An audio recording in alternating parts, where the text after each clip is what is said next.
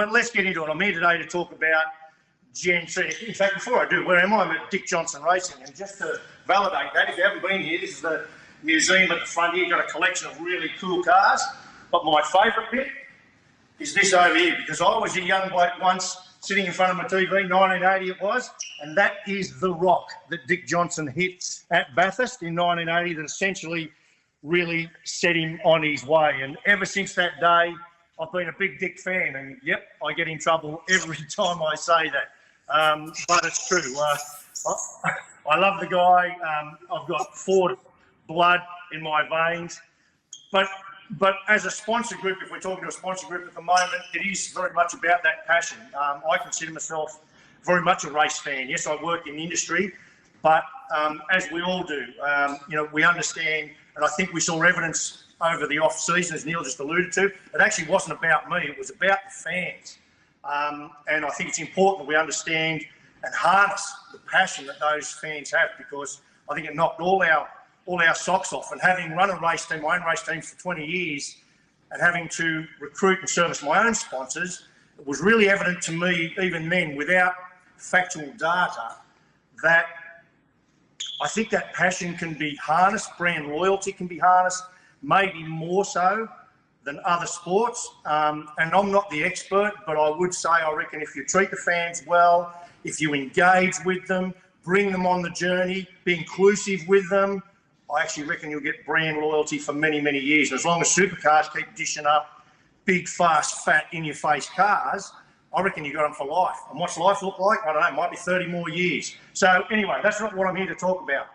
Gen3, so a lot of chat about Gen3. What is it? Okay, Generation 3. Now, each time we do a generational change in a car, it essentially, whilst there's technical changes happening all the time, a generational change typically addresses cost, safety, but more than anything, what the automotive and marketing landscape is doing at the time. What's our customers' thirst? What's the automotive thirst? And what's really difficult is that for many, many years in supercars, we end up at this crossroad, don't we? And are we manufacturer relevant or are we entertainment? And they're not mutually exclusive to each other. But what is for sure, particularly with the demise of the automotive manufacturing landscape in Australia, is it's got much, much harder to juggle those two things. And I think supercars have done a really good job, and that's really now what Gen3 is about. But before we talk about Gen3, let's just quickly go back right over the other side of the room. There's actually a Ford Sierra. So we go back to the start. Those cars were racing around BMWs, Commodores, etc. Then we progressed in 1995 to the V8, what is essentially the V8 supercar formula. Then after a few years, there was a few issues with parity, what we call parity, were the cars equal enough? So in fact, I was involved at the time, Scafie was involved deeply at the time, Croppo was there, and we did a thing called Project Blueprint, which you could almost argue that was probably Gen 1, although it wasn't called Gen 1 at the time, but that addressed fundamentally parity between the cars. Fast forward a few years after that, well, it was almost 2013. Remember, Scafie was deeply involved in what was called, well, let's call it Gen 1, which was Car of the Future. Now, what that did is actually addressed at the time increasing safety, decreasing cost, improvement in parity, the performance between the cars, and also manufacturer relevance. And shortly after that, we had Mercedes, we had Nissan, we had Volvo involved there for a few years. And then we weaved through that and we ended up back at red versus blue, which I've got to say I kind of like. It's kind of cool. So then we get to Gen 2. Now, Gen 2 essentially allowed for the introduction of Mustang, because what it said is you can bring now a two-door coupe, because prior to that, you could only have a four-door, four-seat sedan, right? So that allowed for a four-seat, so it had to be a four-seater. So we didn't want Ferraris, right? But it allowed for two-door coupes. But then it got a little bit complicated. And if you look at this car here, it's a great example. This is a race car from last year, or the Gen 2 era, if you like. There were still some tall drivers, so it wasn't as easy as putting, that's a really good example, sorry, that's a standard kind of Mustang body shape. And you can see here on the supercar Mustang, we had to kind of lift this, shorten that, do all the things we needed to do to fit the platform that it had to sit on, to still accommodate a tall driver in his seated position, And the other thing we couldn't do for parity reasons was to allow Mustang to run this sport's body, which is much more sleek, against the Commodore without the cost of changing the Commodore.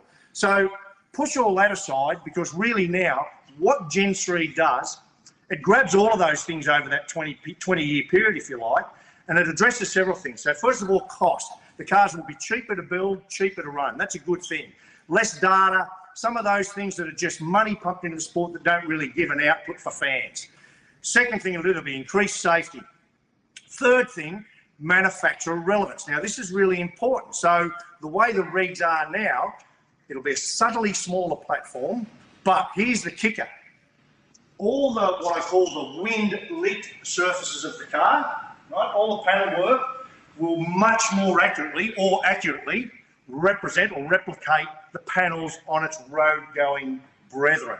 That's a really important thing. It's one of the differentiators from, say, there's a NASCAR over the back there, right, which we often say is really just riveted sheet metal onto a body. Well, we're not going to do that. We're going to say, you know what? Our cars are going to be a muscular version of the road car. And I think that's a really good. So this Mustang this year, yeah, that looks pretty cool, but wow, you know, I mean, let's just talk about Mustang. Long bonnet, small glass house. That's why this thing looks muscular. So we're going to be back to that. So we do that. So we appeal to manufacturers. We've heard about hybridization. Now, don't get too excited about that at the moment. All that means that in the construction of the basic shell of the vehicle, there will be an aperture, an opening space, if you like, for if some other manufacturer wants to come along, or the sport maybe decides we want to do push to pass or something down the track that allows scope for energy harvesting and then deployment, and that can be batteries and systems and what have you. There'll be space to do that. But again, I don't get too excited about the moment, because for right now, Gen 3 is really, as I say, cost effective, more fitted to a replicant of the body of the road going car, but in a much more muscular form. But the best thing for me amongst all of this, they're going to reduce downforce. Now, the downforce on the car is largely made from the underside of the front splitter. We've talked about that a lot in the telecast. You'll see it again this year. And the rear wing of the car, right? Now, let's just pick a round figure and say that overall, at 200 k's an hour, there's 300 kilos or 400 kilos of downforce on that car, right? They want to chop that in half. So what that effectively means for drivers, they're not going to be able to go around a corner and rely on downforce to keep them glued to the road. They're going to be driving the car a lot more. That's a really cool thing. Now, you'd argue, why do you even need any downforce? Well, just remember speed. When you sit up there on Mount Panorama, top of the mountain, and the cars zoom across there at 200 k's an hour, and you go, wow, I just didn't believe that car was going that fast.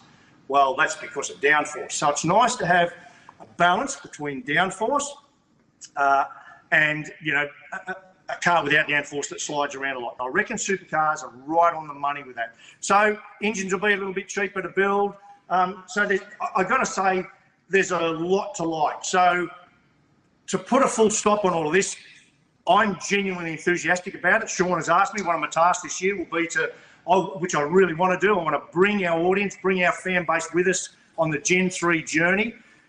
And I say that for two reasons that I'm very passionate about it. And I've done a couple of pieces on TV you may have seen. If you wind back 60 odd years, whilst GTHO Falcons and Brocky's Tiranas and all those things racing around Mount Panorama, that was actually series production. The Australian Touring Car Championship back then was Mustang versus Camaro, amongst some other cars, but they were the hero cars of the day. So we're kind of going back in a big circle to 60 years. And as a dad who drove, well, my dad drove Fords. As I said, I was a Dick Johnson fan.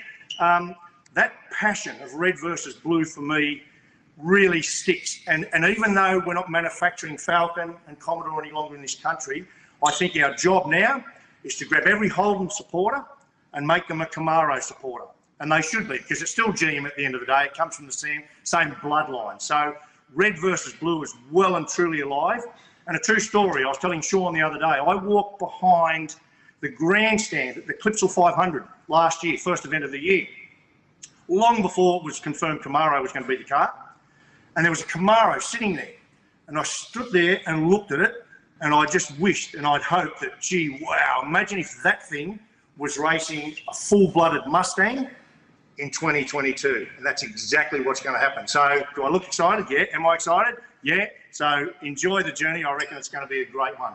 Indeed it is, and there isn't anyone better placed to tell it than you, Larko. You've got one more week to work on those lily white legs if you're going to wear those shorts next week at Mount Panorama. That's what I missed, Jess. Thank you. Love your work. We'll catch up with you at Bathurst next week, Mark Larkham.